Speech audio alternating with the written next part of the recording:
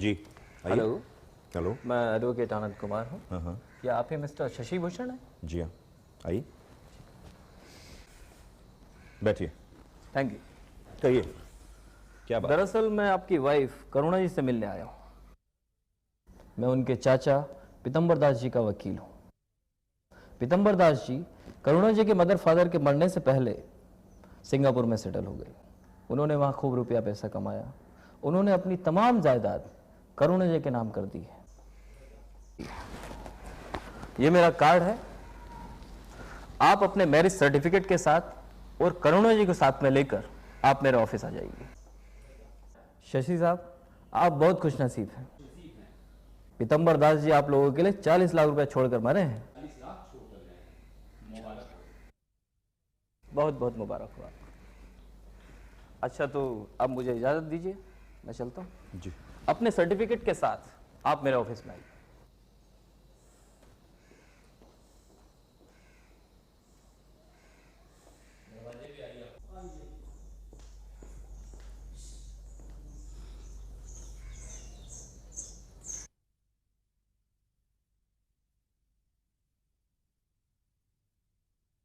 भैया, क्या सोच रहे हो?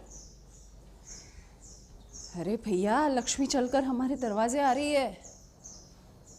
नहीं नहीं नहीं, लेकिन करुणा तो मर चुकी है। मैं किसे ले जाऊंगा वहां? ये लक्ष्मी हमारे भाग्य में नहीं है। अरे आप ऐसा क्यों सोच रहे हो? आपका और करुणा भाभी का मैरिज सर्टिफिकेट तो है ना। अरे योर प्रॉब्लम इज सॉल्व।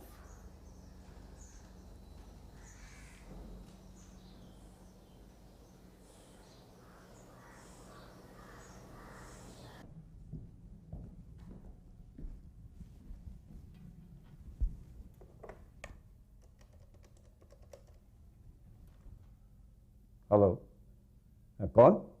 हाँ मिस्टर शर्मा, मैं अजंता कुरियर से बोल रहा हूँ। हाँ, मेरे यहाँ आपका एक लेटर आया है। हाँ प्लीज़, आप अपने घर का एड्रेस समझाएंगे? हाँ एक मिनट। हाँ जस्ट। हाँ सर, जूना खान, 16वां रास्ता, अंबेडकर चौक के सामने। ठीक है सर, ठीक है, ओके। सुधीर, सर। ये 3 लेटर्स। सर। पहले खार में डिलीवर करना, उसके बाद बांद्रा चले जाना। जी सर। ठीक है? जी सर। और ये रहा एड्रेस। जी सर। अच्छा सुनो, जी सर। तुम्हारी माँ की तबीयत अब कैसी है? सर, पहले से बेहतर है सर।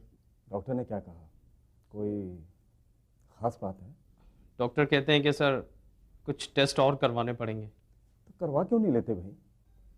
सर, अब की जो सैलरी मिलेगी उसी से करवाऊंगा। और आप तो जानते हैं सर, महीना ख़त्म होने से पहले मेरी सैलरी ख़त्म हो जाती है सर। ठीक है, कितने पैसे चाहिए? सर। अरे बोलो बोलो बोलो, कितने चाहिए? सर, कुछ 1-1.5 हज़ार रुपये और लगेंगे सर।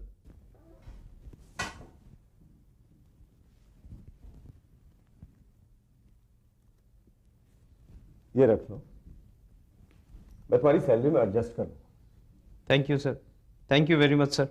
सर, इस दुनिया में सर मेरी माँ के सिवा मेरा और कोई नहीं है सर। और सर, आप ही की मेहरबानी और दया से मैं अपनी माँ का इलाज करा पा रहा हूँ sir. Sir, thank you sir. अच्छा बस, अब जल्दी जाओ और ये लेटर डिलीवर करके आओ। जी sir.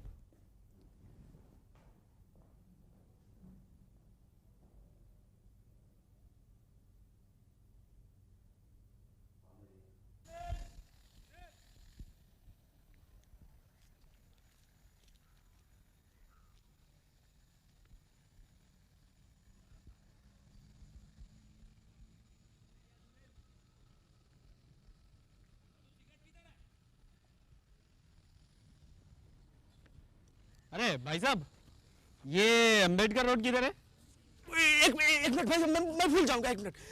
Ambedkar road, Ambedkar road. Ambedkar, वो क्या है ना, वो थोड़ा लेफ्ट जाओ, हाँ? थोड़ा राइट जाओ, हाँ। थोड़ा लेफ्ट जाओ, थोड़ा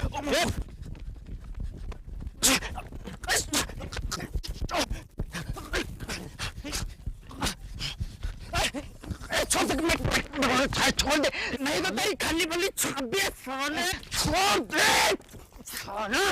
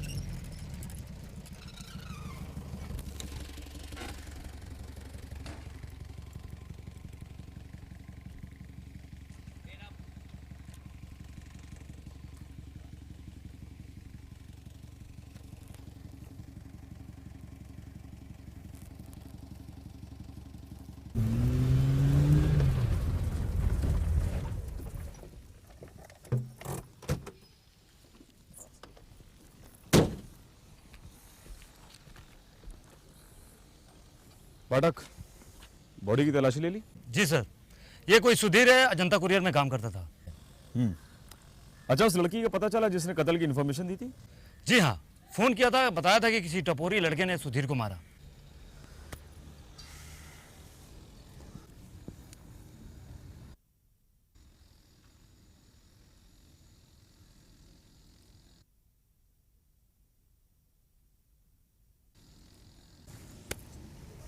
पाठक, मुझे ये मामला लूटपाट का लगता है। जी सर। तुम एक काम करो, बॉडी का पंचनामा करा के इसे पोस्टमार्टम के लिए भेज दो। Okay sir.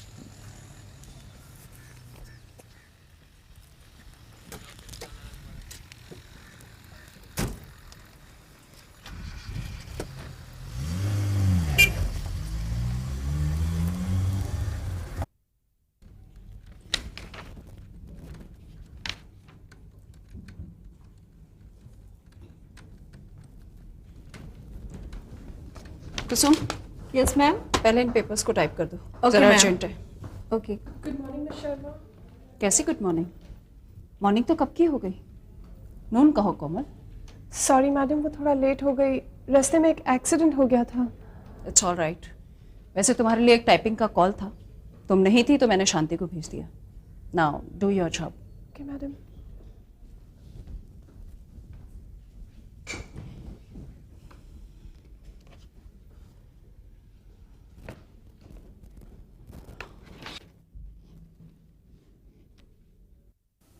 अजय, उस कोरियर सर्विस कंपनी के मैनेजर ने मुझे बताया है कि जिस दिन उस लड़के का कत्ल हुआ उसी दिन उसने उसे उसकी मां के इलाज के लिए 1000 रुपए दिए थे। साहब, मुझे तो उस कोरियर बॉय की हत्या एक लूटपाट का मामला लगता है, क्योंकि सर इस इलाके में कई ऐसे ड्रग एडिक्ट्स हैं जो अपने नशे की लत को पूरा करने के लिए महज चंद रुपयों के लिए किसी पर भी अटैक कर सकते हैं। ठीक है, तुम इस इलाके में ऐसे लोगों पर नजर रखो। सर, मैंने इस इलाके के कई चर्चियों को पकड़ा था, लेकिन सर हमारे हाथ अभी तक वो लड़की नहीं लगी है जो कातिल की शिनाख्त कर सके। ये काम करो, तुम उसके रिश्तेदारों को खबर कर दो। सर, उस कोरियर बॉय की एक मां है जो बीमार रहती है, ये उसका इकलौता बेटा था। और हाँ सर, वो खार रोड में एक चौल में रहती है। ठीक है, तुम देख लो क्या करना। सर,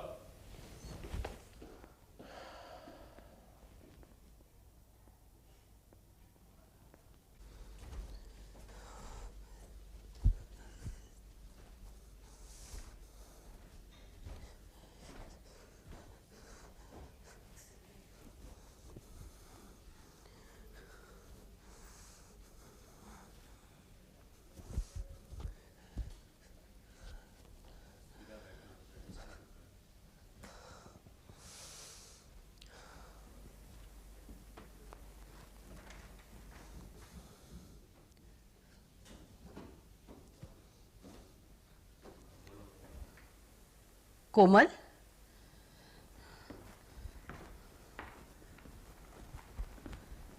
कोमल,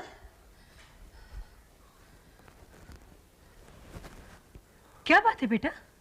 हाँ, कब से देख रही हूं मैं, जब से तुम ऑफिस से आई हो बहुत परेशान से दिख रही हो। क्या बात है बेटा? देखो, रात को 2 बजने को आए और सोने के बजाय तुम जाग रही हो। नहीं माँ, बस नींद नहीं आ रही थी। देखो बेटा, मैं तुम्हारी माँ हूं, मुझसे कुछ मत छुपाओ। बताओ बेटा, बात क्या है, बता दो मुझे, बोलो। माँ,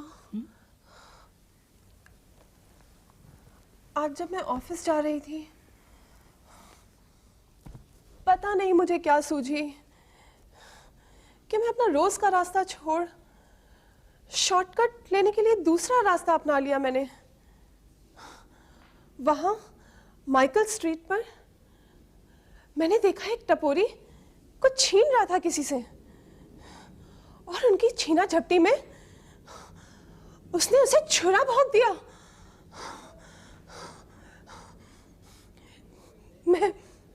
मैं बहुत डर गई माँ।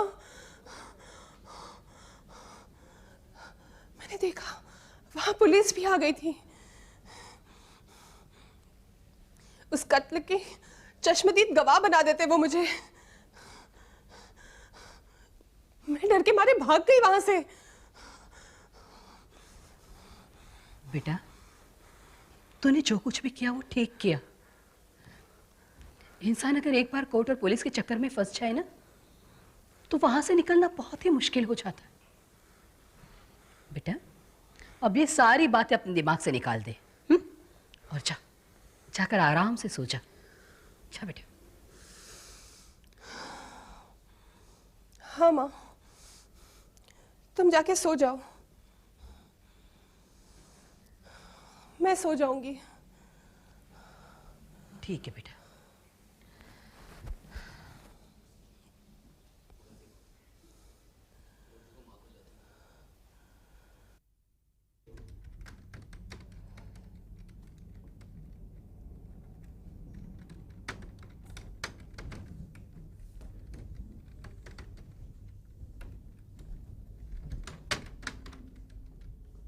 क्या बात है कुसुम, आज तुम लंच पे नहीं गई?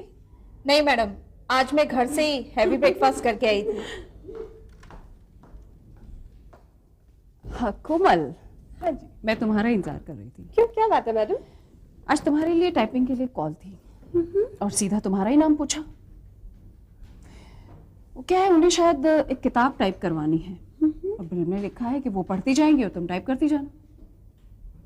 ठीक है, पर उन्हें मेरा नाम कैसे पता चला? वो मुझे क्या पता, लेकिन तुम्हें क्या करना है, तुम जाओ अपना काम शुरू कर दो। वो क्लाइंट अकेले रहती हैं, उन्होंने कहा है कि अगर वो किसी काम से बाहर जाएंगी तो तुम्हारे लिए दरवाजा खुला रख कर जाएंगी, तुम जाकर बैठ जाना। ये काम करीब 1 हफ्ते का है। वो क्या है, हमारी क्लाइंट अंधी है और ये किताब कंप्लीट करना चाहती हैं, इसीलिए वो तुम्हें बुलाकर वहां पास में कंप्लीट करना चाहती है। ठीक है मैडम, मैं चली जाती हूँ। Thank you.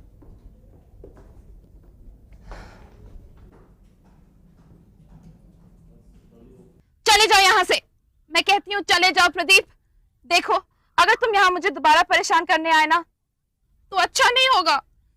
मैं क्या कर बैठूंगी मुझे खुद भी नहीं मालूम। चले जाओ यहाँ से प्रदीप, नहीं तो मैं पुलिस को बुला लूंगी। दे दो काका, बाप का गोला दो। हाँ बेटा, देता हूँ। ले जाओ।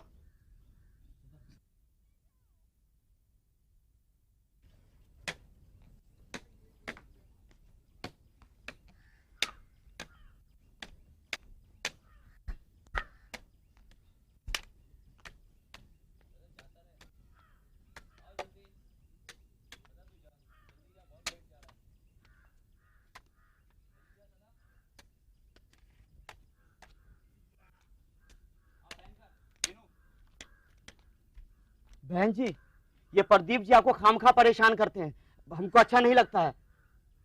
पता नहीं क्यों दीनू काका, कितनी बार मैंने ऐसे गुस्सा करके समझाया कि मेरे घर मत आओ, पर ये मानता ही नहीं। दीनू काका, बाप का गोला दो। आया बेटा आया। तुझे क्या चाहिए बेटा? गोला चाहिए, जो खाए मेरे गोले तोते के जैसे बोले। बहरोज विला, हाँ, यही तो कहा था मैडम ने।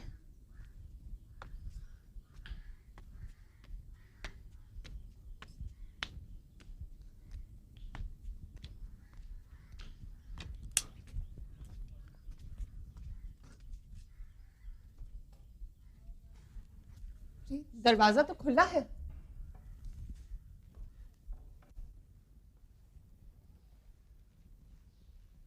Miss Bhargav, miss Bhargav, miss Bhargav. तोते के जैसे बोले जो खाए मेरे गोले, तोते के जैसे बोले जो खाए मेरे गोले, ए तोते के जैसे बोले। आहा, जो ऐसे खाए गोला वो तोते के जैसे बोला। मिस भार्गव,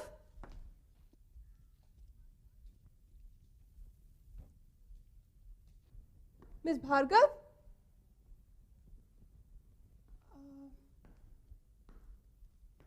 सुनिए।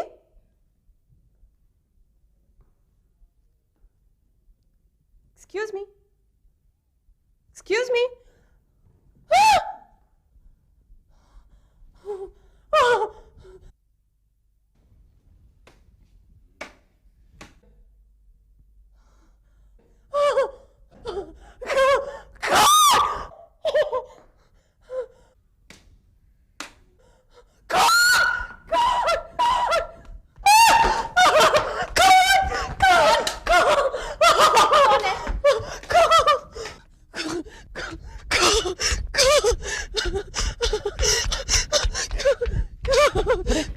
क्या हुआ मैडम? अरे आप घबराइए मत, मेरे गाड़ी के पास बैठिए, मैं देखता हूँ। आइए आइए आइए आइए।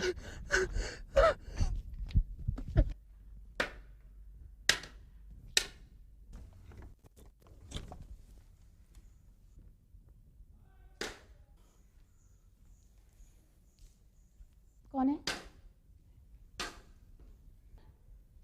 मैं दीनू शरबत वाला। क्या बात है?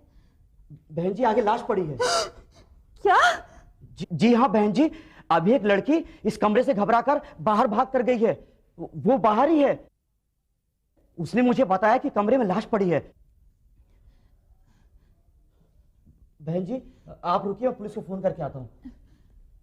घबराइए मत, पुलिस को हमने फोन कर दिया है, पुलिस आती ही होगी। हाँ, हम तब तक आपको पानी देते हैं पीने के लिए। नहीं नहीं, अब घर नहीं जा सकती हैं जब तक पुलिस नहीं आ जाएगी यहाँ पे। लीजिए लीजिए, पुलिस आएगी, बयान लेगी, फिर आप चले जाइएगा। हाँ लीजिए, पुलिस आती ही होगी अभी। घबराइए मत। अरे आप क्यों घबरा रही हैं? खून आपने थोड़ी ना किया है, आप क्यों घबरा रही हैं? मुझे घर जाना। आप घर नहीं जा सकती हैं। आप देखिए पुलिस आ गई।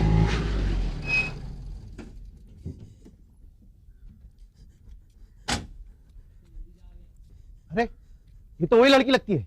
कौन है साहब? वो गली में जो कोरियर वाले का मर्डर हुआ था ना, ये वहीं थी। इसी ने शोर मचाया था और वहां से भाग गई थी, और आज यहां भी है। इसे रोके रखो, जाने मत दो। जाने मत देना। साहब साहब, हमने ही आपको फोन किया था साहब। साहब ये हमारी गाड़ी है साहब, हमारा नाम दीनू है साहब। हम बच्चों को बर्फ के गोले दे रहे थे, तभी ये लड़की अंदर से भागती हुई आई साहब। इसी ने हमको बताया कि अंदर लाश पड़ी है। तो ये तुम्हारा घर है? नहीं साहब, मैं तो डीटीपी कंप्यूटर सेंटर पे काम करती हूँ, जहां से हमें टाइपिंग के लिए भेजा जाता है। मुझे तो मेरे बॉस ने यहाँ पर कोई किताब कंप्यूटर पे टाइप करने के लिए भेजा था। मुझे इसके अलावा कुछ नहीं मालूम साहब। लेकिन ये मकान तो संधी लड़की का है। हवलदार, लड़की को अंदर ले आओ। चलिए दीनू, तुम यहीं खड़े रहो। ठीक है साहब।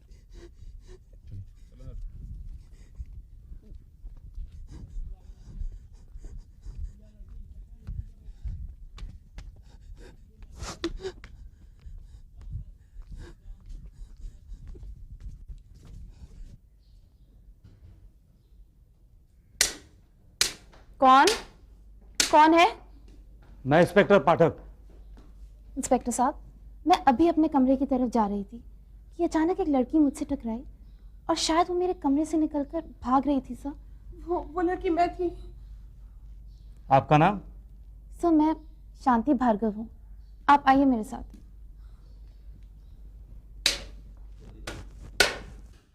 आइए इंस्पेक्टर साहब,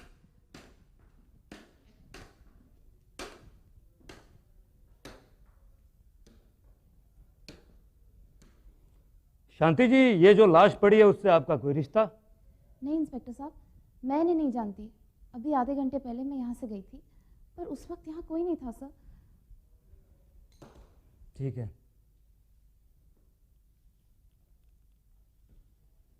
हाँ, फॉरेंसिक डिपार्टमेंट, मैं इंस्पेक्टर पाठक, बरोज विला।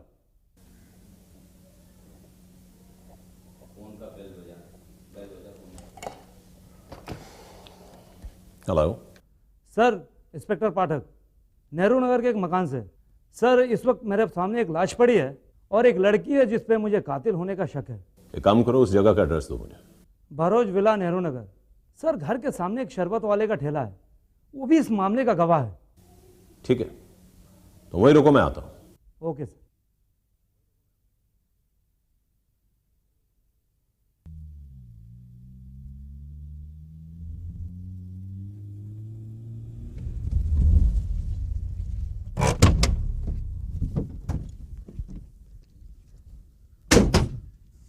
सर यही है वो शरबत वाला। नमस्ते साहब। ये हमारे एसीपी साहब हैं। साहब, हमारा नाम दीनू है साहब। हमने ही पुलिस को फोन किया था। साहब, अंदर एक लाश पड़ी है। देवो, अंदर जाने से पहले मैं तुमसे एक बात पूछना चाहता हूं। जी पूछिए सर। ये जो लड़की यहां रहती है कैसी है? साहब, आंखों से देख नहीं सकती है बेचारी, फिर भी अपना सारा काम कर लेती है। यही पास में अंधों का स्कूल है, वही पढ़ाती है। बहुत अच्छी है साहब। ठीक है, अगर किसी और चीज की जरूरत पड़ी तो तुमसे बाद में बात करेंगे। अच्छा साहब। Come on.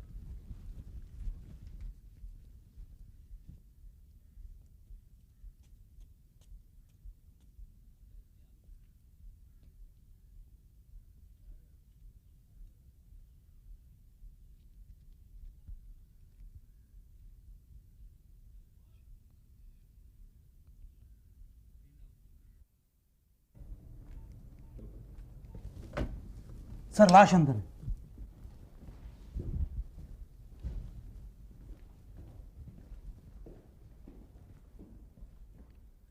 सर, ये शांति जी हैं और ये यहीं रहती है। देखिए, जब मैं घर छोड़कर गई थी तो यहाँ कोई भी नहीं था, लेकिन शायद मेरे घर छोड़ने के बाद ही लड़की यहाँ आई हो और फिर भागने की कोशिश कर रही थी और मुझसे टकरा गई सर। मेरा इस लाश से कोई लेना देना नहीं है सर। मैं तो इनके कहने पर आई थी यहाँ। इन्होंने कॉल किया था टाइपिंग के लिए। नहीं सर, मैंने यहाँ किसी को नहीं बुलाया। नहीं सर, यहीं से फोन आया था। मेरे बॉस से पूछ लीजिए आप।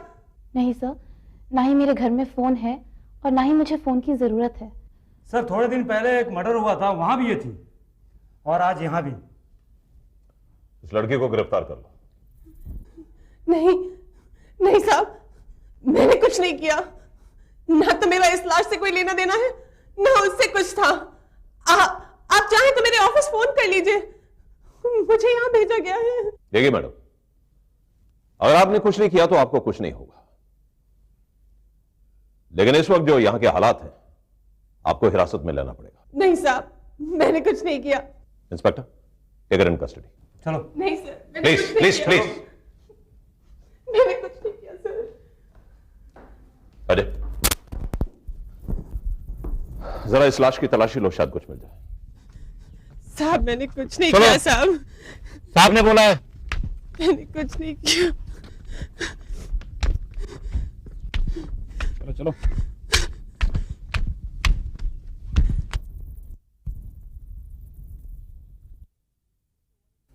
सर, इसके वॉलेट में तो सिंगापुर करेंसी है।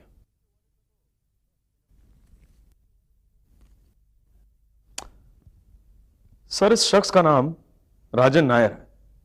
यह सिंगापुर में new life India insurance company में काम करता है। Just give me the card. देखिए। अरे एक काम करो, सिंगापुर पुलिस को फोन करके इस आदमी की डिटेल्स पता कर लो। Sir. Take the card please. Sir.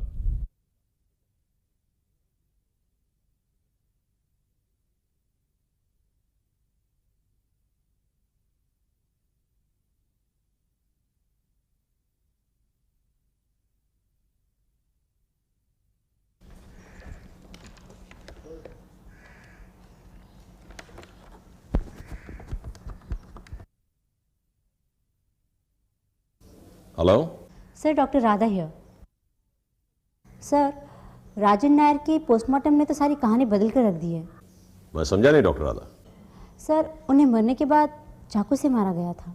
क्या? जी हाँ, नायर को चाकू मारने से पहले जहर दिया गया था। उनकी मौत जहर के कारण हुई है। Thanks doctor Radha, thanks for the information.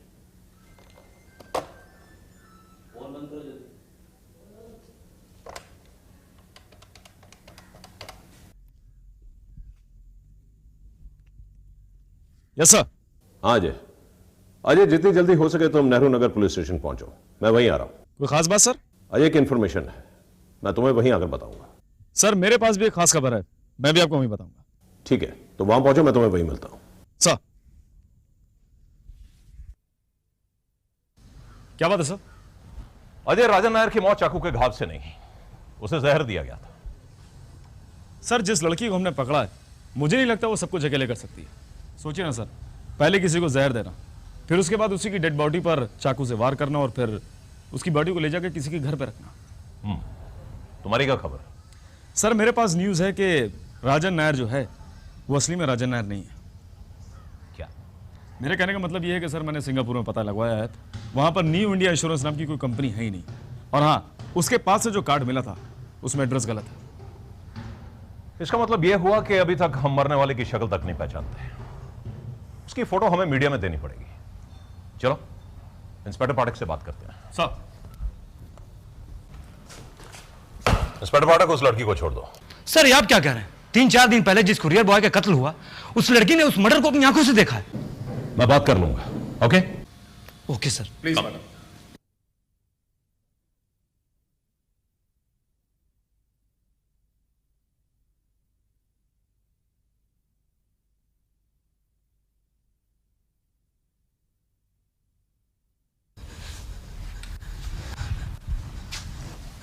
मैं बेकसूर हूँ साहब,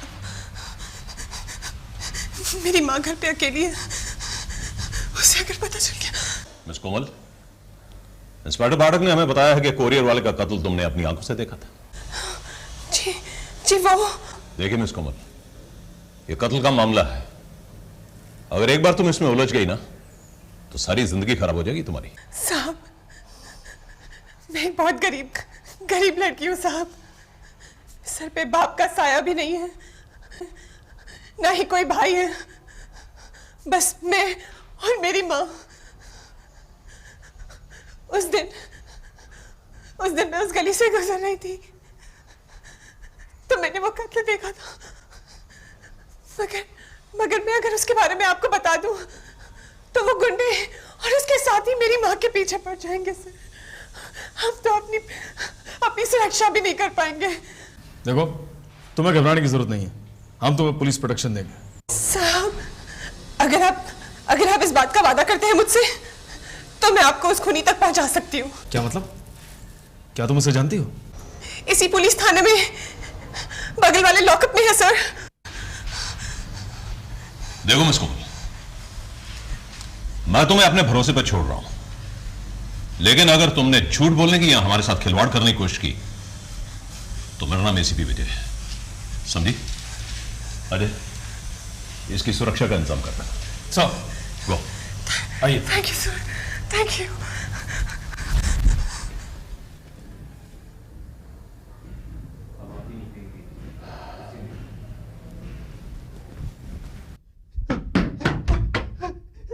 साहब मुझे मत मारो साहब, मैं कुछ नहीं जानता साहब। सच्चा बता, तुमने उस कोरियर वाले का मर्डर क्यों किया था? साहब कौन सा कुरियर वाला साहब? मैं किसी कुरियर वाले को नहीं जानता साहब। देख, सच से बता दे, जब तूने उसके चाकू मारा था ना तो एक लड़की ने तुम्हें देख लिया था, अब वो तुम्हारी विटनेस है। अगर तुमने सच नहीं बताया तो तुम फांसी पर चढ़ जाओगे। बता।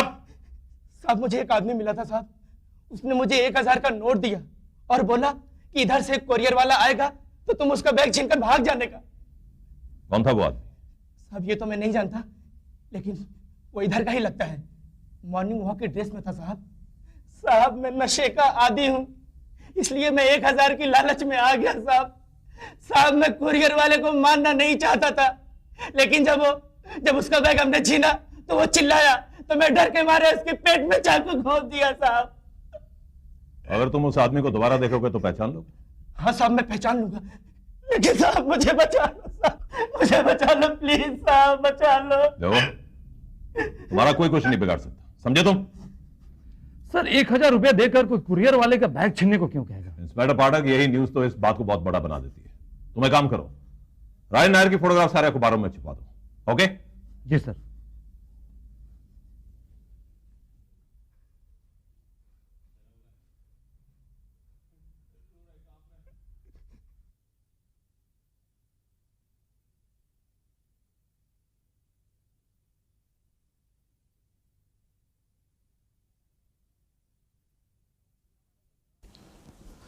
अच्छा मैडम, तो घबराने का नहीं, आपके घर के बाहर पुलिस सादी वर्दी में रहेगी क्या? ठीक है। अच्छा तो मैं चलता हूँ। धन्यवाद। बेटा, तो पुलिस के साथ ये क्या हो रहा है तुम्हारे साथ? माँ, मैं क्या करूं? उस दिन तो मैं किसी तरह पुलिस वालों से भाग निकली थी, मगर आज फंस गई। पता नहीं किसने उस आदमी की लाश को उस अंधी लड़की के घर छोड़ दिया। पर कौन था वो आदमी? सिंगापुर की न्यू लाइफ इंश्योरेंस कंपनी का एजेंट था। राजन नायर नाम है उसका। क्या?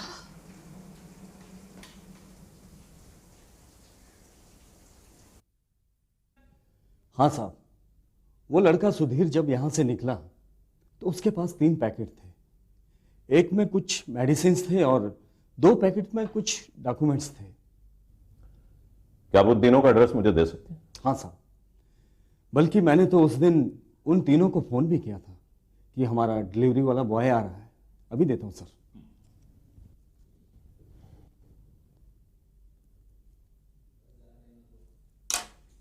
ये रहा sir. Thank you very much. Okay, welcome sir.